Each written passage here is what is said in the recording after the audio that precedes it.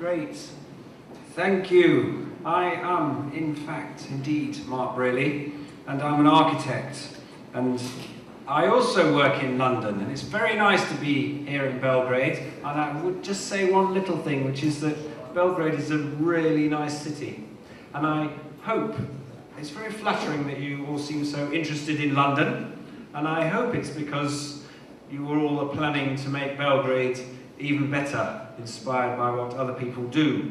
So, let's hope so.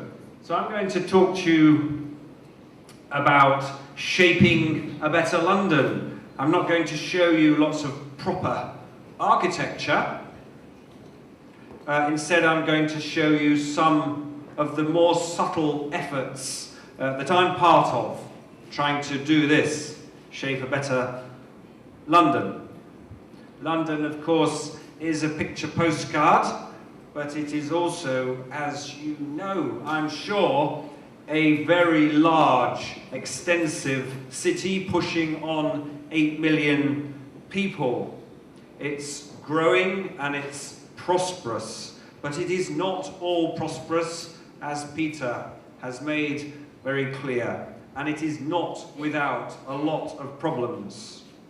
Now, London has 33 local elected governments. It's infested with them, and actually, they get a lot of criticism.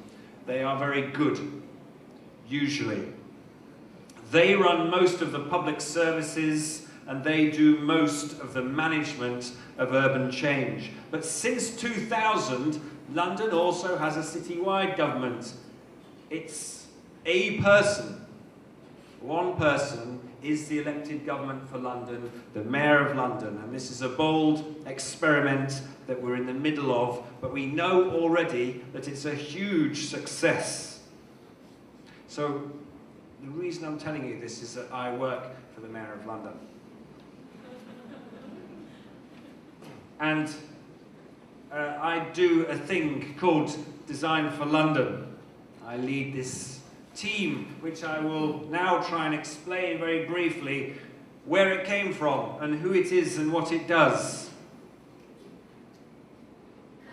So when the first of these elected mayors, that man on the left, who is somewhat of the left, Ken Livingstone, was elected first in 2000, he invited the architect Richard Rogers to be an advisor on architecture and urbanism. Richard had just produced this report for the national government on the future of UK cities, and it was surprisingly influential on government and on policy and on related thinking. So a team was set up to help Richard Rogers pursue his work with the Mayor, following the principles of this document. It's called the Urban Renaissance. And here's our extraordinary, strange history of evolving through time to eventually become Design for London. So I started right at the start. The mighty Peter Bishop came as the first director when we became this thing called Design for London. And we have had an amazing process of surviving since 2007, when we became that thing, with the mission to push forward the Mayor's commitment to excellent design and the making of good places. Just as a little interlude, as the financial crisis hit governments, it looked like we would all lose our jobs. We were told to expect the worst, but there was a heartwarming flood of support in London's daily paper and from some prominent figures, and the Architects Institute and the design journals, and a campaign even. And we are therefore very happy that we were protected, in fact, by the Mayor, and now flourishing again and feeling stronger. And we're in City Hall, and we are a strangely unique team, completely unique in the UK now, in that we are mostly design professionals, mostly architects, working in a government organisation. We've got a good reputation which helps us. It's all a ploy to succeed. And we do have very detailed knowledge of London's places and a bit of expertise at making strategies and influencing change.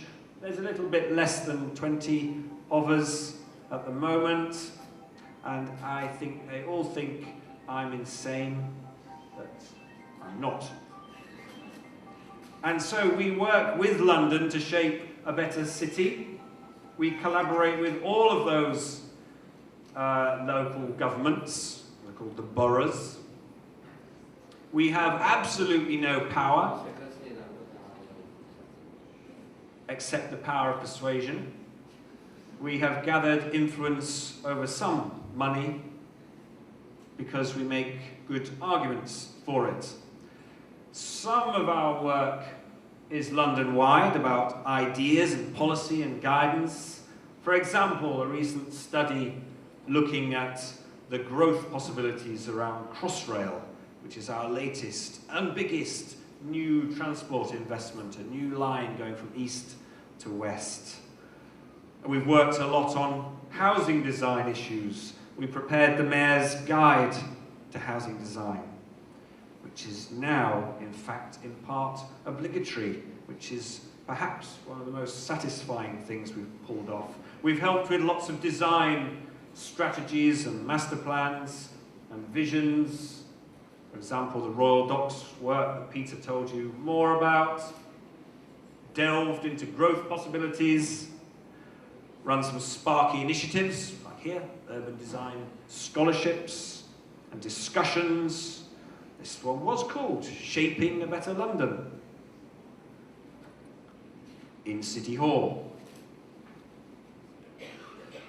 We coordinate a thing called the Mayor's Design Advisory Panel, which is a really good discussion group that the Mayor sometimes comes to, so we can get to him. And there he is, sitting there. We've helped get exhibitions going. For example, here we are in Deptford. We build webs of people and we collaborate. We only survive by keeping cheeky and staying sparky and connecting with London's creative energy, of which there is lots. We are opportunistic and seize the moment. For example, high streets, that I'll tell you more about, are the mood of the moment. So we've seized it. We accept, and you need to, that nothing turns out how you expect. Sometimes all we manage to do is influence the colour of the cladding.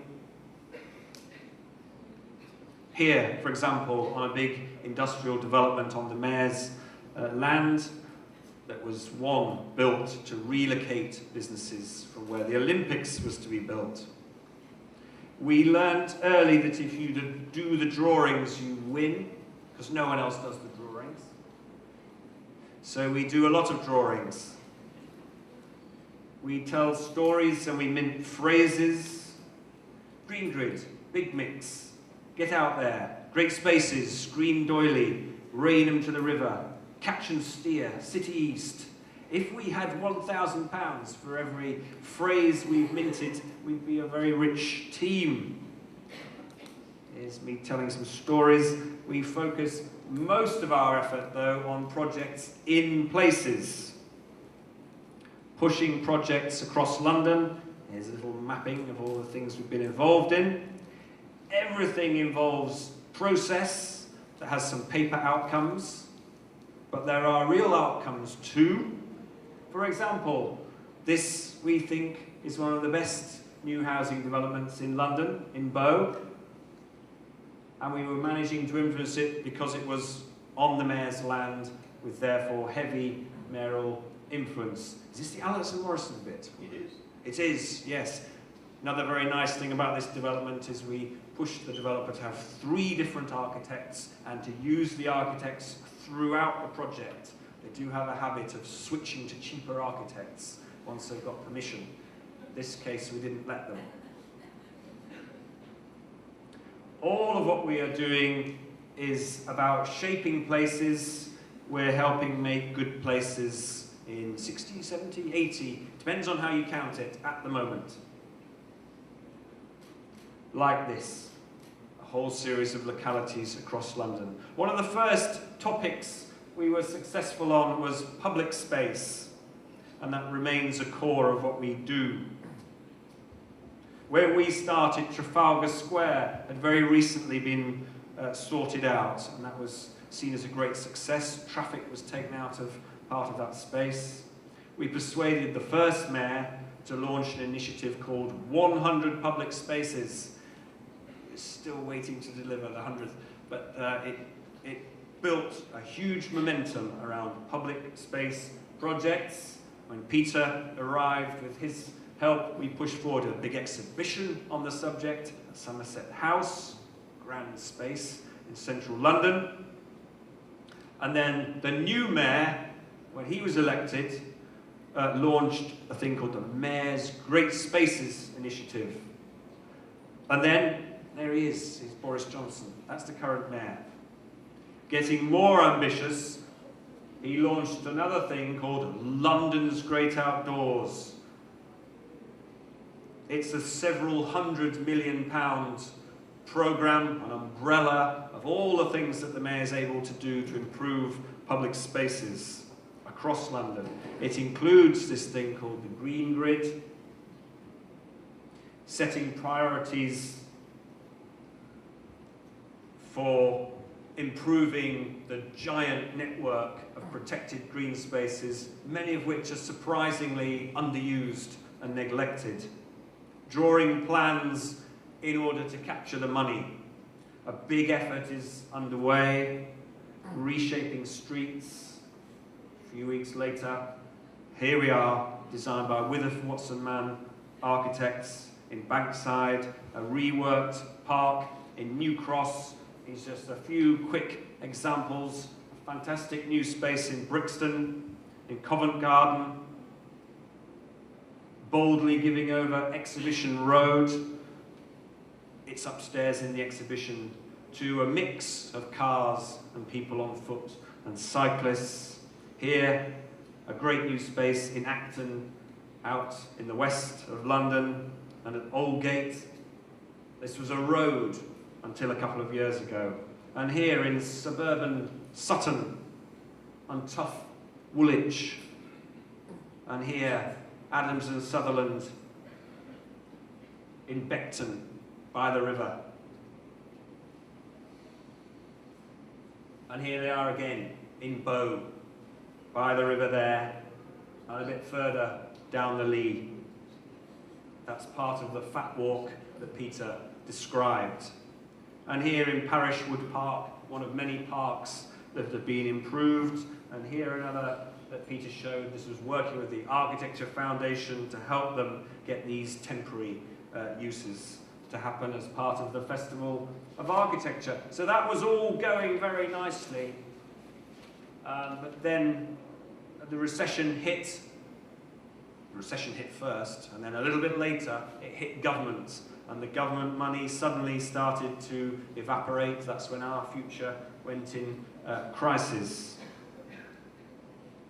A realistic rethinking was clearly needed of some of London's big plans.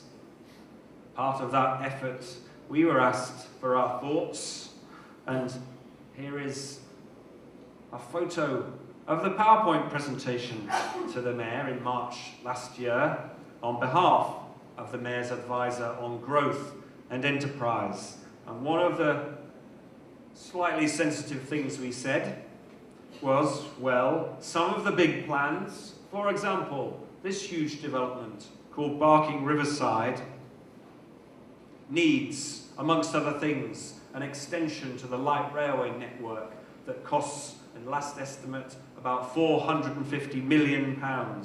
Now that's more than twice the entire Mayor's regeneration budget for London, as it has now shrunk down to. So maybe that's not a project for now. What can be done instead with that sort of money? A consolidation of resources, it just so happened, was going on.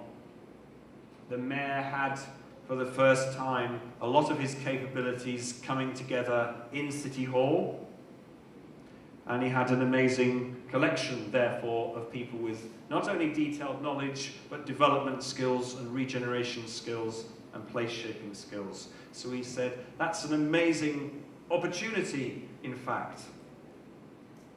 And one of the things we pointed out was that some good things had been happening in this place-focused, lower-cost kind of way.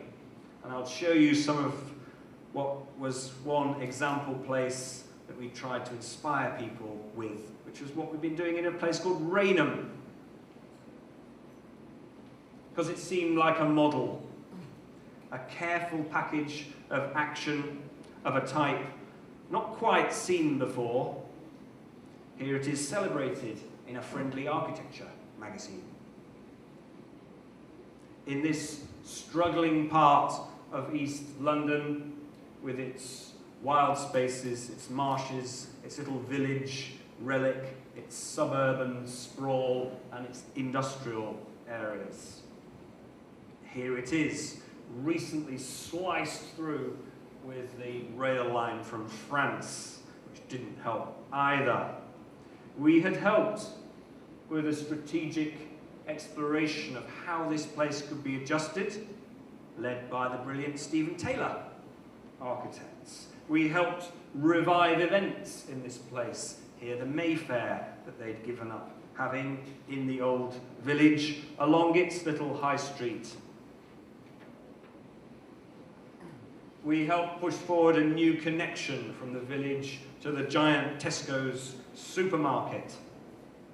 We planned a new end to the village by the station where the buses could arrive, and a new library with some new flats and some public rooms for weddings and stuff.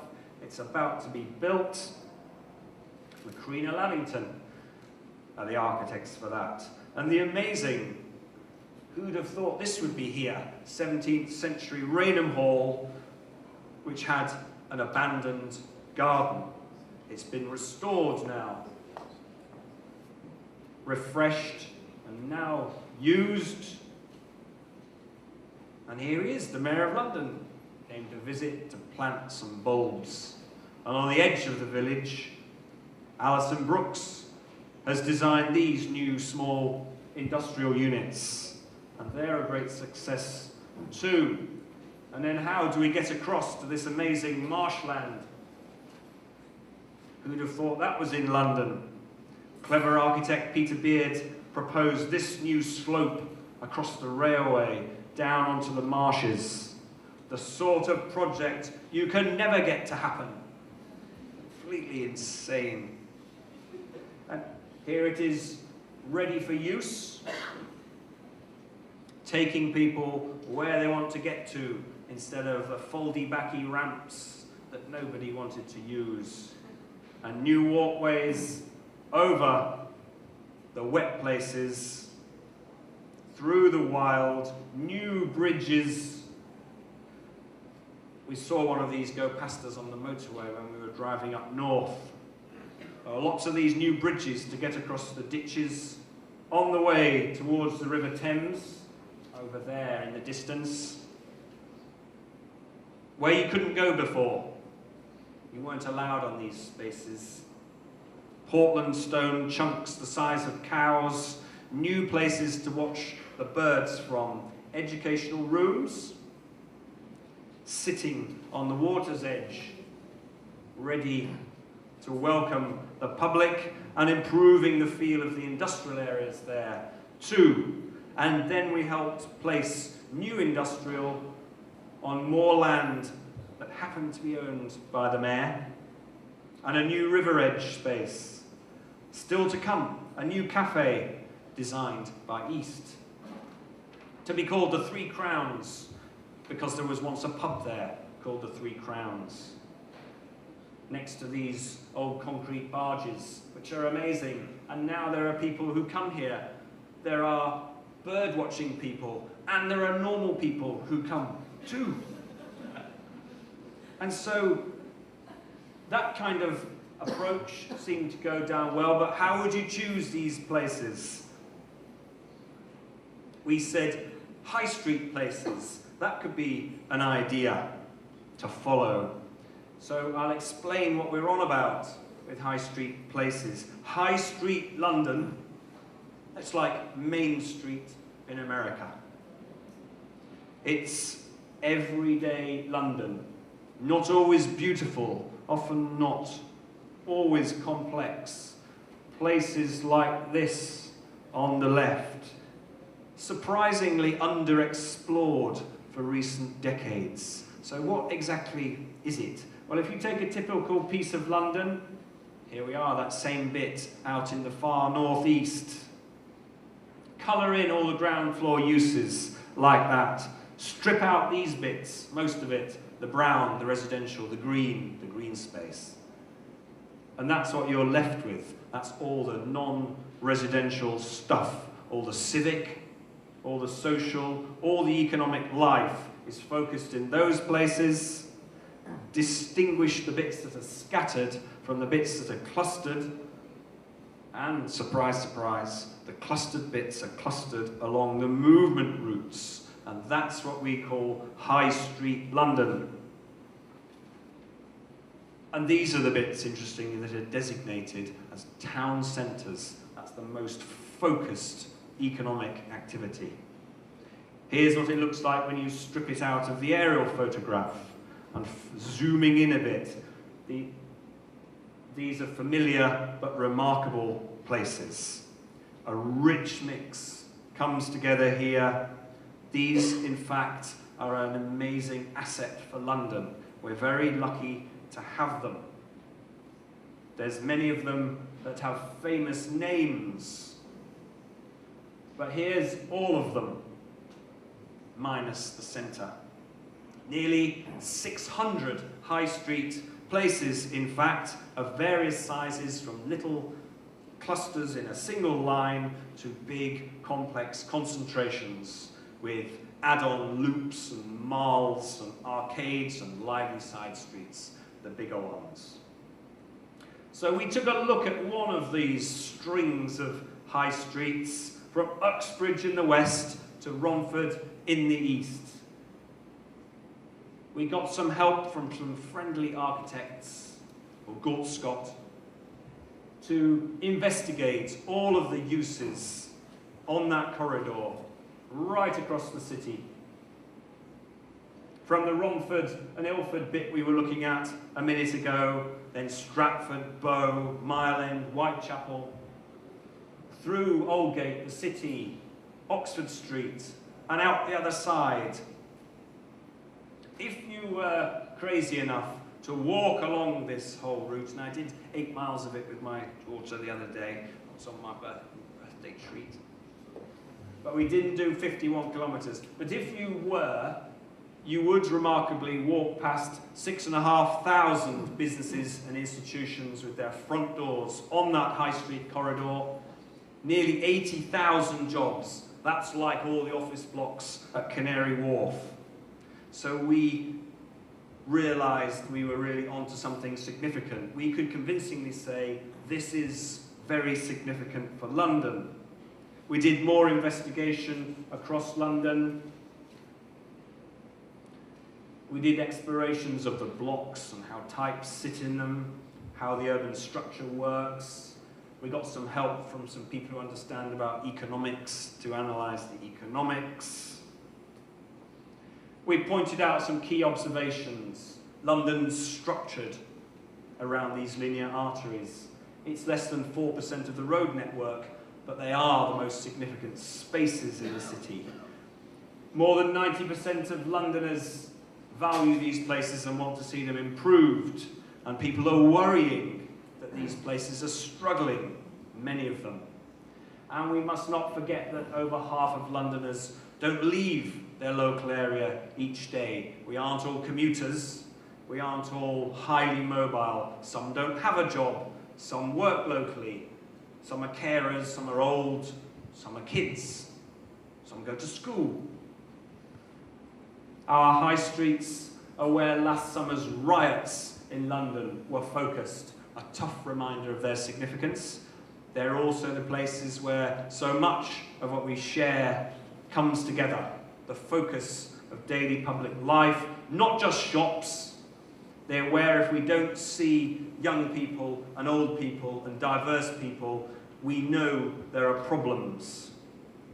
It's where you would find, when it's working well, the library, the cafes, the restaurants, the places of worship, the college, the doctors, the banqueting room, the pubs, the public places to pass time, to come together, to be with people, while alone, if you want to be.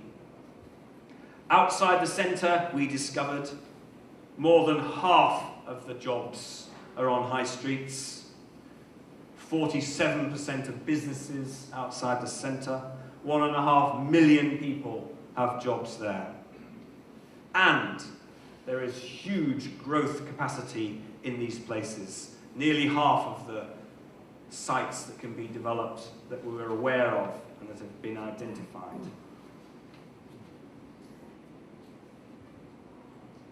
In fact, these are London's biggest collection of good to grow and ready to go places. So, therefore, we said very strongly, this is a big theme for London. Focus on these places. Use these as the focus for place shaping efforts. So that argument seemed to work. The next thing that happened was there was £10 million given for the first round of a thing called the Outer London Fund, focused on high street places. Now I'm going to show you some of what's been coming out of that. London needs galloping horses and golden cockerels, of course, and who would have thought it? These were the wonderful things that went on in Ponder's End at Christmas. It's not always plain sailing in places like Ponder's End, which is way up north in the very unprosperous Lee Valley, north of Tottenham, where the riots kicked off. This sort of spark that we've been busy helping with is certainly fun, but it's not just fun. It also builds determination, we believe, pride, a wish to make places thrive and be better. Celebrating simple assets. For example, here, a new sign for a cherished library here, designed by Muff architects who've been helping with Ponder's End. Life-affirming things at not much cost. Celebrating the season, painting faces and enjoying it. People here were genuinely amazed that the lights in the trees were for them. They were the things that happen in glamorous central London. But those lights are theirs for next year and next year and next year. Riding on galloping horses and golden cockerels, which is what it says around the carousel. And then elsewhere, in New Addington, completely the other side of London, on the edge of the windy North Downs near Croydon, where you will have seen probably the furniture shop in flames. A new life has been kindled in the village green bit of this garden suburb style overspill estate. The village green that's become a car park. It started by testing out the shape of a new platform, a new stage and play place. All this has been done by Assemble, the superb young design practice who did the Cineroleum that Peter showed, the temporary cinema in the old petrol station. People were pleased to see kids here again, doing kids' things and enjoying a new visibility. Then a blossoming of events, and this is still rolling forward, testing out how the space could be used, temporary uses, a refreshed market, One of the highlights last year was the Man of Steel contest, but he didn't win.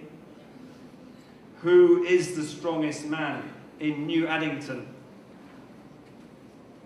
So that went very well. That and others. Lots of places. Round 2 came, another 40 million. And then other funding to help the riot-affected places, 70 million.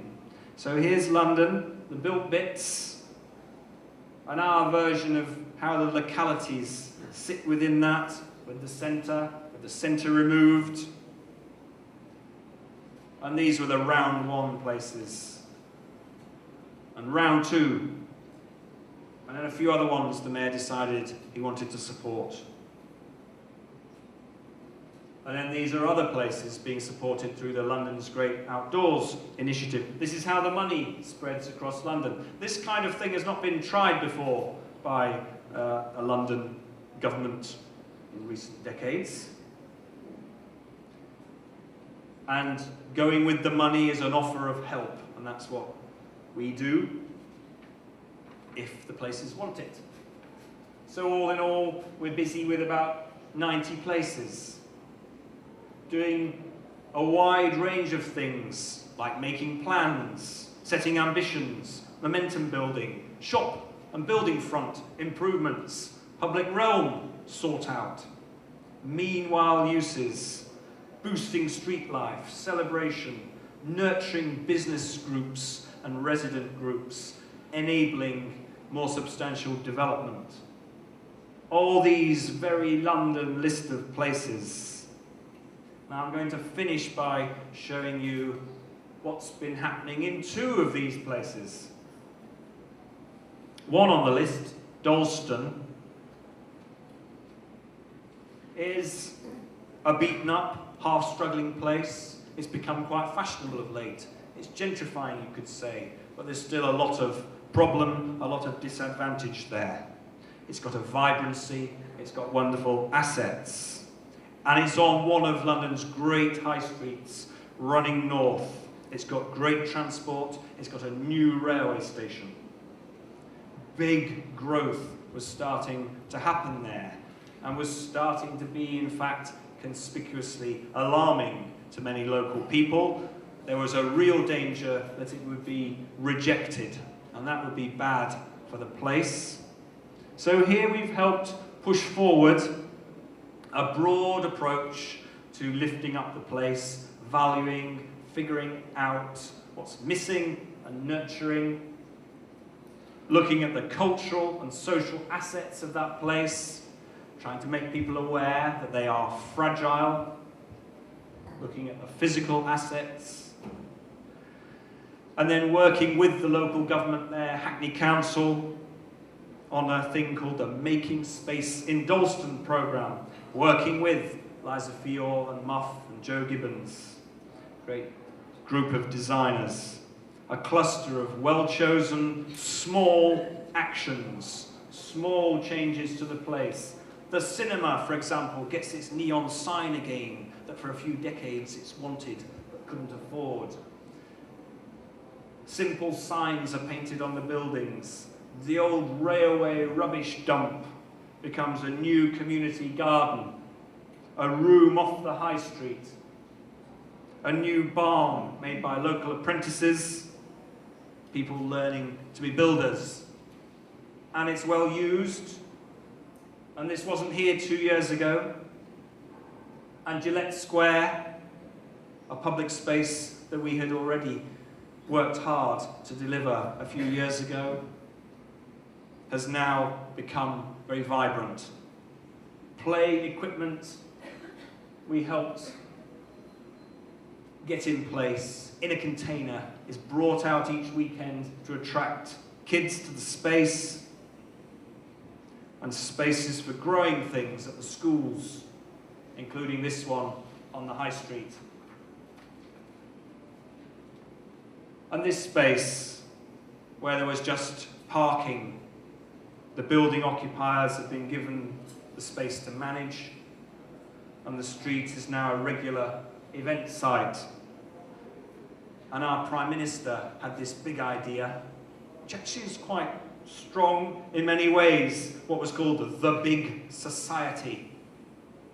And London's daily newspaper very kindly said, looking at what's happening in Dalston, the big society begins in Dalston.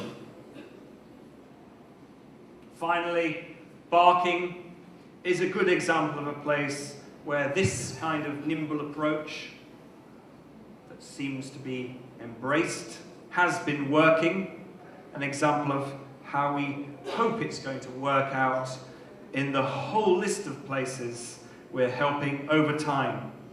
You see, we started here in Barking something similar, but a few years earlier. It had another source of money, which Peter's touched on, the whole East London effort. This was also a struggling place, a dying place, probably fair to say, with little sense of hope, no growth, struggling to be vibrant. In fact, what's happened here is such a good thing. I'll show you a bit more. In fact, it's so good that we named our dog after this place. Our dog is called Barking. But here is some pioneering going on outside the Vodafone shop in Barking, and on the high street, and in the market. Mobile phone LCD replacement while you wait. It's one of those kind of places, and a new spark is very successfully, this all seems very lightweight, but this is bringing in the people again to this place. Until recently, this was a grim surface car park. The ruin in the distance was built about 4 years ago by local building apprentices. And the locals will tell you stories now about its history.